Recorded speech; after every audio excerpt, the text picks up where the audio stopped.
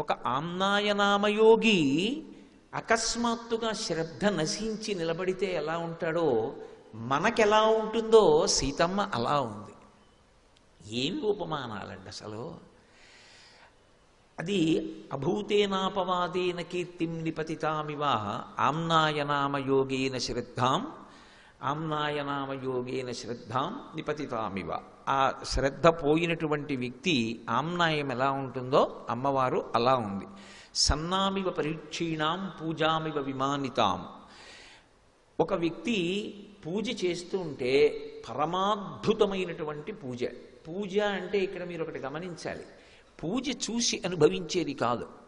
అసలు నిజానికి వేరొకరి పూజ మీరు చూస్తున్నారనుకోండి, ఆయన చేస్తున్న పూజ చూసి మీరు ఆనందించడానికి ఏమీ ఉండదు. బాగా పూజ చేయగలిగిన వాడి పూజ చూస్తే అదో పిచ్చడి పూజలో ఉంటుంది.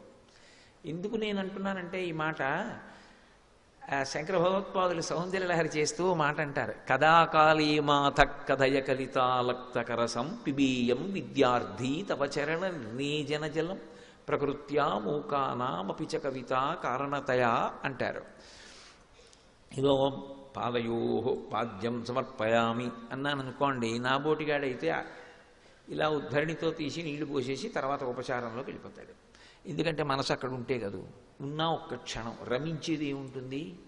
కానీ నిజంగా పూజలో రమించగలిగిన వ్యక్తి ఒకడు ఉన్నాడు అనుకోండి, ఆయన ఇలా పాత్ర తీసి చేత్తో పట్టుకుని అలాగే ఉండిపోతాడు అరగంట, అంతే ఆయన పూజ అయిపోయింది. ఎందుకంటే ఆయనకి నిజంగా ఆ పార్వతీ పరమేశ్వరుల యొక్క పాదార విందములు కనపడతాయి.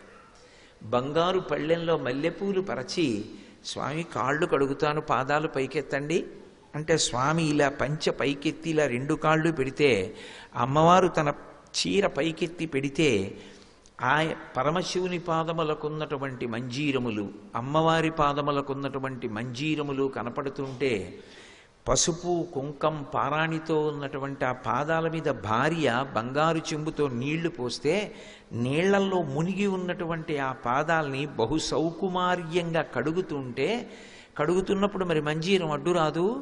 ఎడంచేత్తో మంజీరం ఇలా ఎత్తి పట్టుకుని ఆయన కాలు వెనక, అమ్మ కాళ్ళ వెనక కడిగి పసుపు ఎరుపుగా ఉన్నటువంటి ఆ నీళ్లు ఎడంచేత్తో ఉద్ధరణితో తీయడం ఇష్టం లేక ఇలా చూస్తే, భార్య ఉద్ధరణితో తీసిస్తే తాను వాటిని ఇలా పట్టుకుని ఆ శ్వాసనలు గుబాళిస్తున్న నీటిని 3 మాటలు తీర్థంగా పుచ్చుకుని ఆ పళ్ళెం పక్కకి తీసి ఆ పాదాలు తుడుస్తున్న భావన చేస్తూ ధ్యానమునందు మగ్నుడై ఉన్నాడు అనుకోండి, పాదయోహో పాద్యం సమర్పయామి, ఆయన అలాగే ఉంటాడు. ఆ గిన్నెట్టు ఆ పాత్ర పట్టుకున్నవాడు పాత్ర పట్టుకుని అలాగే ఉంటాడు.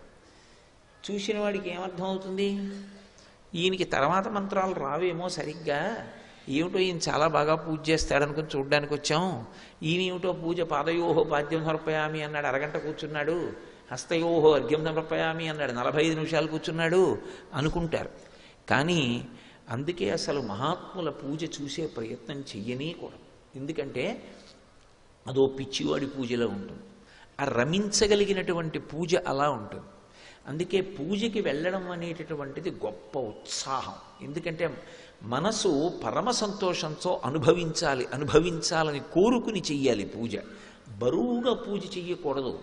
అటువంటి పూజ అకస్మాత్తుగా పరమయాంత్రికంగా చేయడం మొదలుపెట్టాడు అనుకోండి, అసలు ఏదో ఆవాహయామి దగ్గర నుంచి గడగడ చదివి నైవేద్యం అన్న దగ్గర ఆగుతుంది అనుకోండి ఆ మంత్రం, అన్నీ ఇలాగే టకటకటకటకటక చేసేయడమే, తమలపాకుతో ఇలా చల్లేయడమే అయిపోయింది అనుకోండి.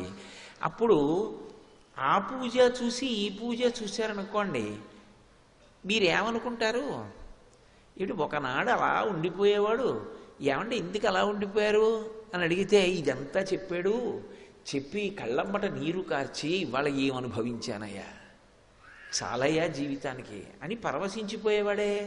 ఇవాళ ఏమిటి అంత యాంత్రిక పూజ చేశాడు అనుకుంటారా, అనుకోరా? అలా పూజ క్షీణించిపోతే ఎలా ఉంటుందో అమ్మవారు అలా ఉందట సీతమ్మ. అసలు ఏమి భావనలండి అవి, ఏమి సుందరకాండ, అది మనసుతో అనుభవించాలి. ఇందులో చిత్రం ఏమిటంటే మనసులో అనుభవించాలంటే పూజామివ పరీక్షీణాం ఆశాం ప్రతిహతామివ అని నేను అన్నప్పుడు అసలు పూజ చేసేటటువంటి వ్యక్తి రమించిపోవడం అంటే ఏమిటి? త్రికరణములు ఏకీకృతమైనటువంటి వ్యక్తి ఎలా ఉంటాడు? శంకర భగవత్పాదులంతటి వారు సౌందర్యలహరిలో అడిగింది అది. ఎవరు? సాక్షాత్తు శివపార్వతుల సమాగమ స్వరూపమైన శంకర భగవత్పాదులు పిబేయం విద్యార్థి తవ చరణ నిర్మేజన జలం అని అడిగారు. అమ్మా, నేను విద్యార్థినై నీ కాళ్ళు కడిగిన ఆ పసుపు పారాణి కలిసినటువంటి ఆ నీళ్లు సువాసనలు గుబాళిస్తున్నవి, ఆ తీర్థం ఇప్పుడు తాగుతానమ్మా జన్మలో అని అడిగారు. అది భౌతికంగా లభిస్తుందా? మానసికంగా లభించాలి.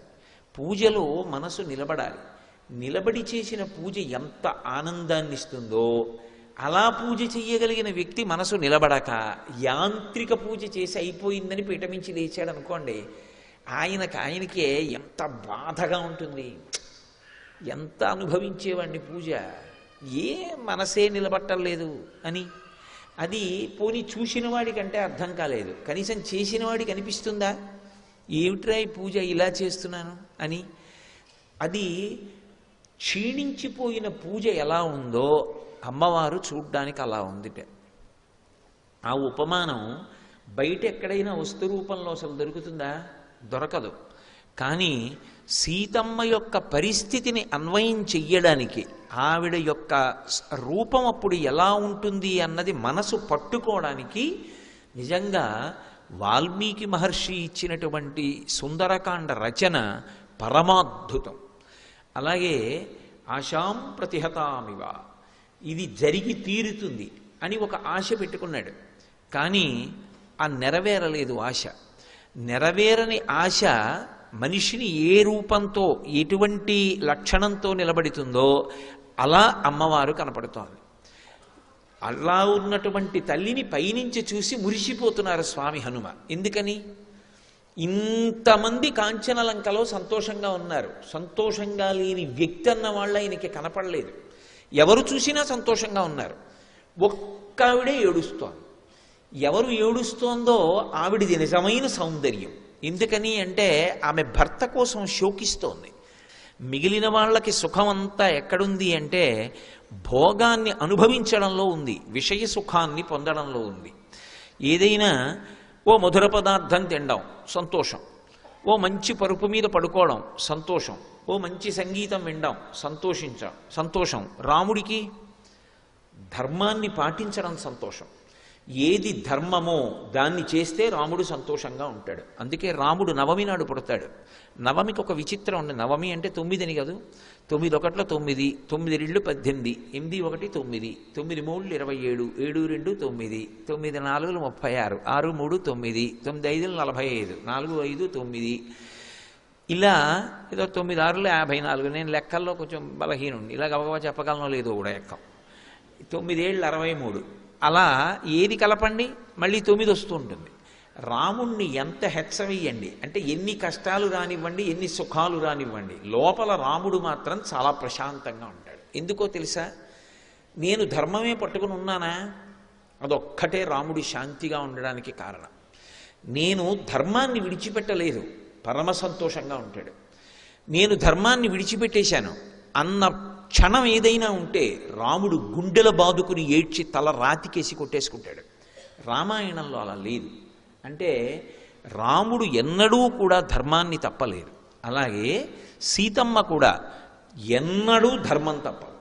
ఇది తుల్యశీలావయో వృత్తాం తుల్యాభిజన లక్షణాం రాఘవోర్హతి వైదేహీం తం చేయమసితేక్షణ. ఇవాళ ఈ శరీరంతో సుఖంగా ఉండడానికి మనం ఏం ఆలోచించవచ్చు?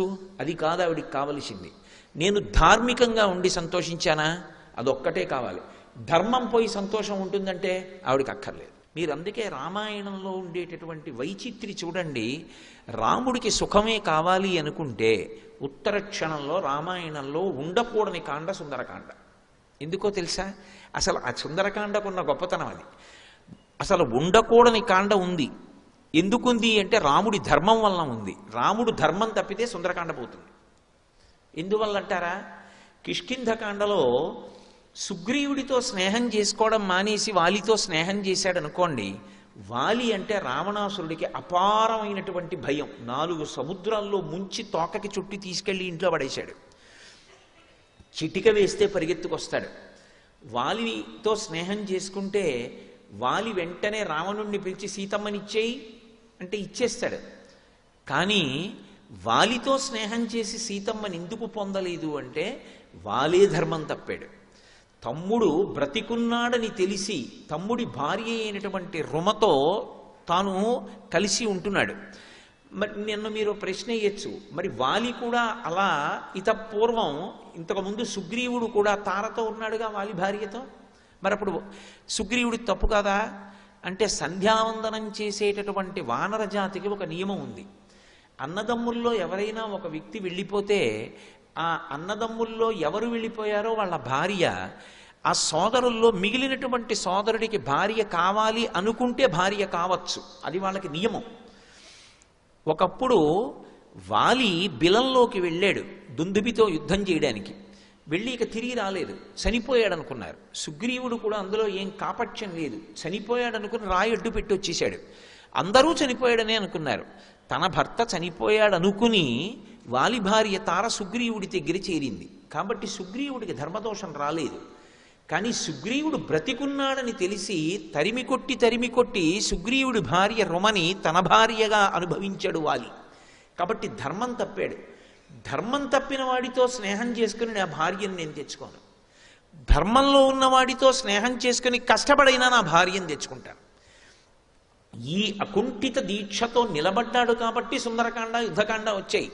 లేకపోతే అసలు రాముడు ధర్మాత్ముడు కాకపోతే సుందరకాండే లేదు. సుందరకాండ ఉంది అంటే సుందరకాండ ఉంటే కదా యుద్ధకాండ ఉండడం. కాబట్టి అసలు సుందరకాండ ఉంది అంటే రాముడి ధర్మం. రాముడంత ధర్మాత్ముడు కానీ సీతమ్మ ధర్మాత్మురాలు కాదనుకోండి, అసలు రామ కథకు అంతమే లేదు. ఇంకా రాముడికి ఆలయము లేదు, రాముడి కథ లేదు. ఎందుకని అంటే అసలు నా నోటితో అలా ఉచ్చరించడం కూడా నాకు ఇష్టం లేదు. సీతమ్మ మనసులోనైనా సరే ఎప్పుడైనా నిజమే రావణుడు చెప్తున్నది అసలు రాముడు ఉన్నాడో లేడో, ఇలా ఎందుకు నా జీవితాన్ని పాడు చేసుకోవడం అని ఆలోచించింది అనుకోండి, ఇంకేమి సీతారాములు, ఇంకేమి దాంపత్యం, ఇంకెందుకు ఈ దేవాలయాలు. త్రేతాయుగం అయిపోయిన తర్వాత, ద్వాపరయుగం అయిపోయిన తర్వాత కలియుగంలో కూడా ఇంత కీర్తి. ఎక్కడైనా వామనమూర్తి లక్ష్మీదేవి దేవాలయం ఉందనుకోండి, ఆయన వామనమూర్తి దేవాలయం అదని మనకి తెలియదు అనుకోండి. ఉలగడంత పెరుమాళ్ళని కాంచీపురంలో ఉంది. అది చూస్తే మనం లక్ష్మీనారాయణుల దేవాలయం అంటాం, వామనమూర్తి గుడి అనం. ఓ మత్స్యమూర్తికి ఉంటే లక్ష్మీనారాయణుల దేవాలయం అంటాం. కానీ లక్ష్మీదేవి సీతమ్మగా, విష్ణుమూర్తే రాముడిగా వచ్చిన లక్ష్మీనారాయణుల గుడి అనం, సీతారాములనే అంటాం.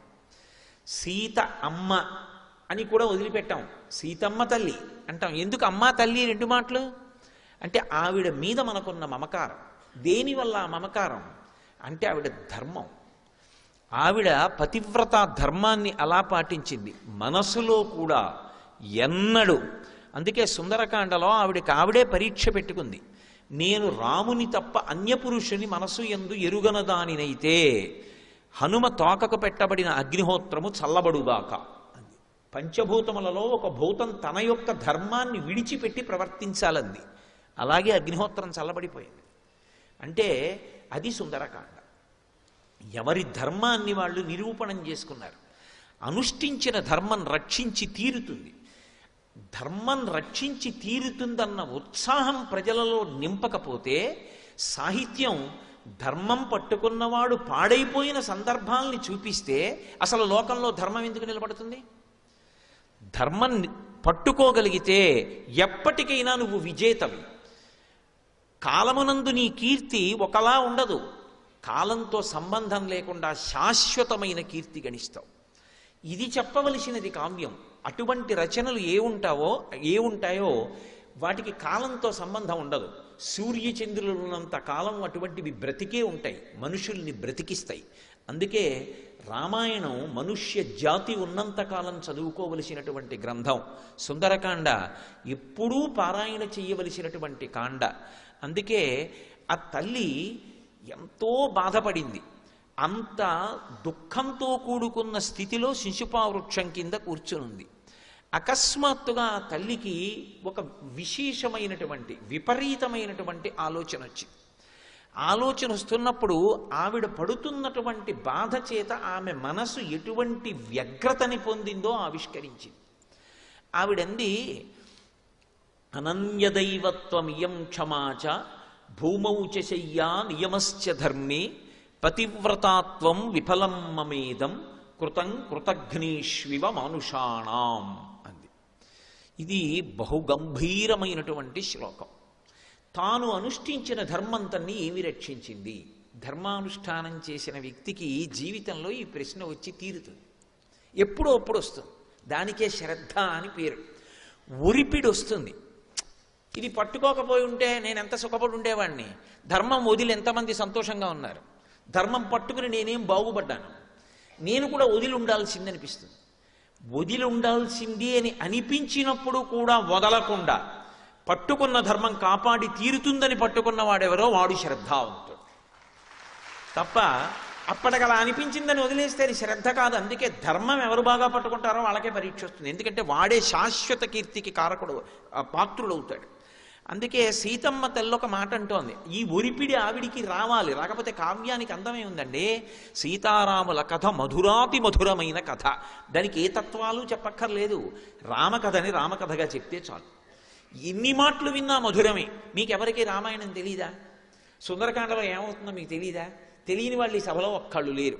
మరి ఇన్ని వేల మంది కూర్చుని నించుని పైన నిలబడి ఎందుకు ఇలా వింటున్నారు అంటే అది వాల్మీకి మహర్షి ఇచ్చినటువంటి కావ్య సౌందర్యం. ఆ కథకి కథగా అంత అందం ఉందంతే. ఆ తల్లి ఒక మాట అంటోంది, అనన్యదైవత్వం ఇయం క్షమాచ. నా ధర్మాన్ని నేను పట్టుకున్నాను. ఏమిటి నా ధర్మం?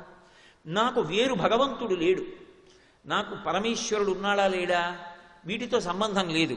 నాకు కనపడుతున్న దైవం, నాకు ప్రత్యక్షంగా కనపడేటటువంటి దైవం అని, ఆయనతో ఉండడమే నాకు సమస్తమని, ఆయన లేని ఏ భోగమైనా నాకు దుఃఖమేనని, ఆయన ఉన్నది అయోధ్య అని, ఆయనతో కలిసి నేను వచ్చాను.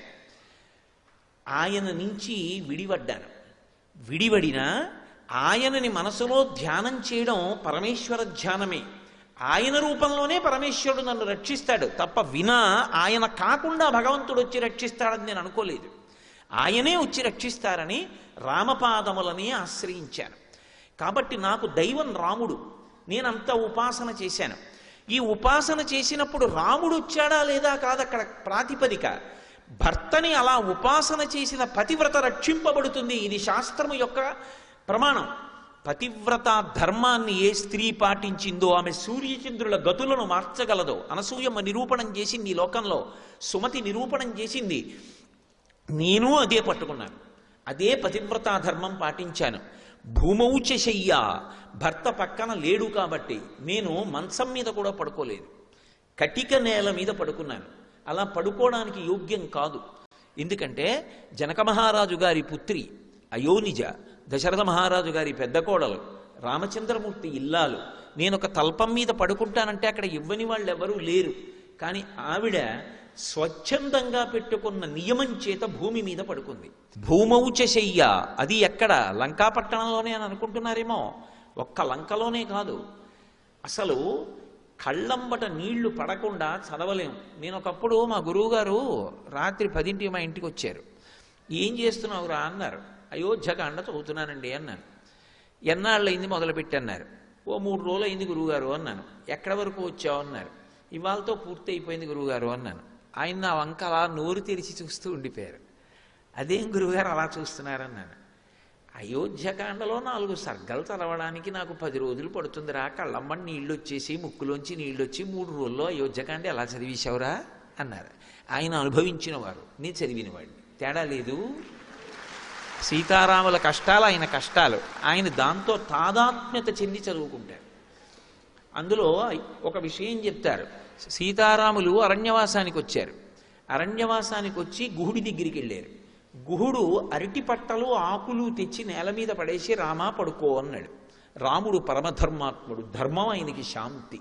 ఒక వ్యక్తి నిద్రపోతున్నాడు అంటే అతని మనసు ప్రశాంతంగా ఉంటే నిద్రపడుతుంది.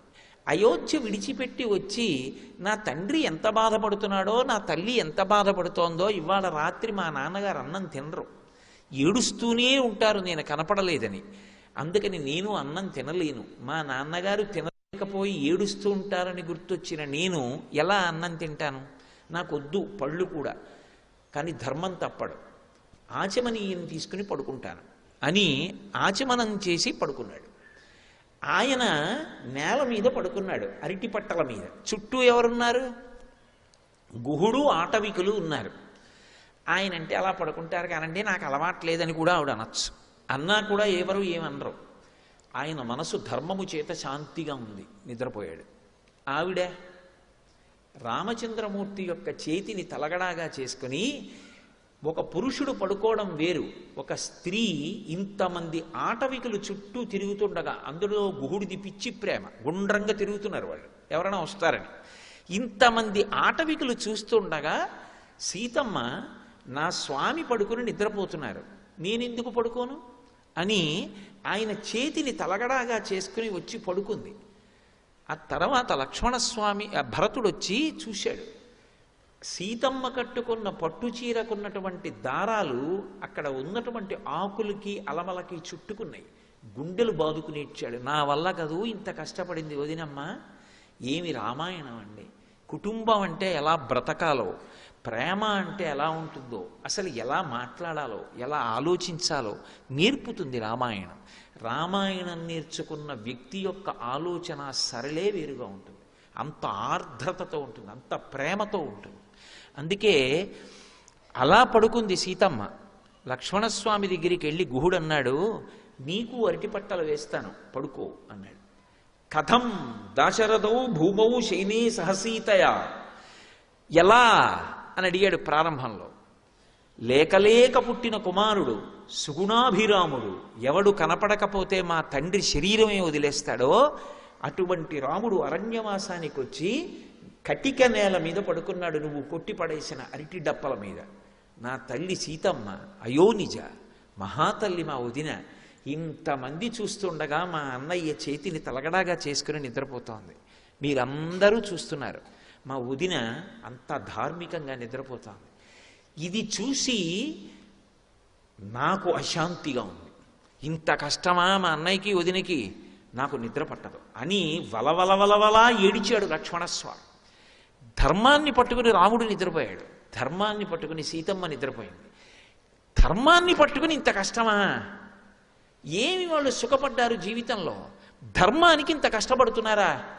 లక్ష్మణుడు తట్టుకోలేక నాకు నిద్ర పట్టదన్నాడు. వాళ్ళిద్దరి జీవితం అది. అటువంటి దంపతులు అసలు లోకంలో అపురూపం. అందుకే ఆశీర్వచనం చేస్తే సీతారాముల్లా బ్రతకండి అంటారు. కాలంలో శాశ్వతత్వం దీనివల్ల వస్తుంది అంటే ఆ ధర్మాన్ని పట్టుకోవడం వల్ల వస్తుంది. ఆ ధర్మం గురించి చెప్పనటువంటి గ్రంథం ఎలా లోకానికి ఉపయుక్తమవుతుంది? అందుకే ఆ తల్లి ఒక మాట అంటోంది, నేను ఇంతకాలం నుంచి రాముణ్ణి దైవంగా భావించి కూర్చున్నాను. అనన్య దైవత్వమియం క్షమాచ భూమౌచ శయ్యా నియమశ్చ ధర్మే. భూమి మీద పడుకుని నిద్రపోతున్నాను, సమస్తమైనటువంటి నియమములు పాటించాను. భర్త పక్కన లేనప్పుడు ఏది చెయ్యకూడదో అందులో ఒక్క పని నేను ప్రయత్నపూర్వకంగా ఏదో చెయ్యకుండా ఉండడం కాదు. అసలు నా భర్త పక్కన లేడు కాబట్టి నా మనసే అంగీకరించలేదు, కించిత్ సుఖం నేను పడ్డది లేదు. 10 నెలల నుంచి చీర కూడా మార్చుకోవాలా తల్లి. భూమౌచ శయ్యా నియమశ్చ ధర్మే పతివ్రతాత్వం విఫలం మమేదం. నా విషయంలో పాతివ్రత్య ధర్మము విఫలమైంది. ఇది మహాపతివ్రత మనసు యందు రాకూడని ఆలోచన. ఇప్పుడు ఆవిడ ఈ ప్రశ్న వేస్తే ఎవరు జోక్యం చేసుకోవాలి? ఈశ్వరుడు అన్నవాడు ఒకడు ఉంటే వాడు వెంటనే జోక్యం చేసుకోవాలి, ఎందుకంటే ధర్మం నశించిపోతుంది. ఆవిడకి ఆ ప్రశ్న వచ్చి ఆవిడ ధర్మం తప్పిందనుకోండి, ఇక లోకానికి ధర్మం అన్నదానికి ఎక్కడ ఆదర్శం ఉంటుంది? ఇక ఈశ్వరుడు జోక్యం చేసుకుని ఒక సన్నివేశాన్ని సృష్టించాలి. అందుకే భక్తుణ్ణి రక్షించుకోవడానికి ఈశ్వరుడు జోక్యం చేసుకుంటాడు. ఆయన ఎలా జోక్యం చేసుకుంటాడో మనకి తెలియదు.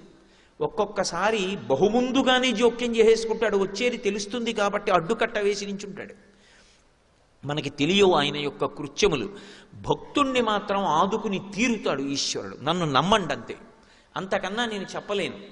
ఒక సమస్యని ఇచ్చే ముందు మనం సమస్య వచ్చాక ఆలోచిస్తాం, భగవంతుణ్ణి నమ్ముకున్న వాడి గురించి పరమేశ్వరుడు సమస్య ఇవ్వడానికి ముందు వాడికి పరిష్కారం ఎలా చూపించాలని ఆలోచిస్తాడు.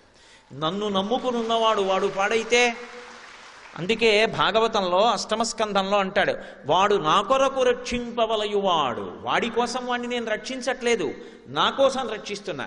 అటువంటి వాడు పాడైపోతే లోకంలో భగవంతుడున్నాడు అని ఎవడు నమ్ముతాడు? నమ్మడు.